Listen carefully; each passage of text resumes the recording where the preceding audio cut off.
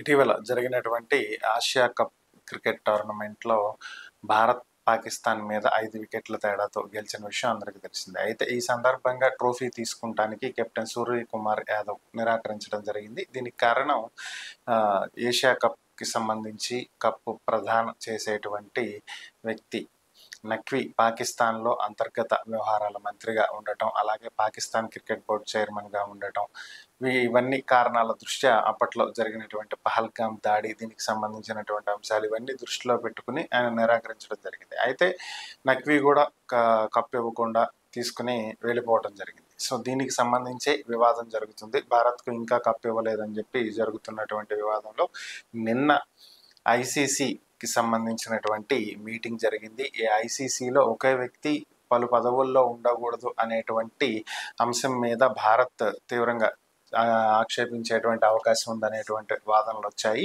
So ఈ సందర్భంగా Pakistan cricket board కూడా ఒక ప్రతిపాదన తీసుకొచ్చింది. నఖ్వీనే కప్పు ప్రదానం చేస్తారని దుబాయ్లో ఈ నెల 10వ తేదీన ప్రత్యేకంగా ఒక వేదిక ఏర్పాటు చేసి అక్కడ ప్రదానం చేస్తారు అని చెప్పడం జరిగింది. ఆయన నేనే ఇస్తాను అని చెప్పి పట్టుబట్టడం జరిగింది. దీంతో భారత్ కూడా మాకు అవసరం లేదు, మేము ఇవ్వం అంటూ మాకొద్దు అంటూ భారత్ కూడా చాలా గట్టిగానే చెప్పింది. ఐసీసీ మీటింగ్లో ఇతర క్రికెట్ బోర్డులు ఆస్ట్రేలియా, ఇంగ్లాండ్, సౌత్ ఆఫ్రికా వంటి క్రికెట్ బోర్డులు, భారత్ పాకిస్తాన్ రెండు కూడా చాలా ముఖ్యమైనటువంటి క్రికెట్ బోర్డులు. సో వీటి మధ్య ఇలాంటి వివాదం తగదు, దీన్ని పరిష్కరించుకోవాలని చెప్పి పరిష్కరించేటువంటి ప్రయత్నం చేశాయి. దీనికి సంబంధించి ఐసీసీ కూడా ఒక కమిటీని ఏర్పాటు చేసినట్లుగా తెలుస్తుంది. ఈ కమిటీ ఇచ్చేటువంటి నివేదిక మీదే నెక్స్ట్ ఏం చేయాలి అనేటువంటి డెసిషన్ ఉండేటువంటి అవకాశం ఉంది.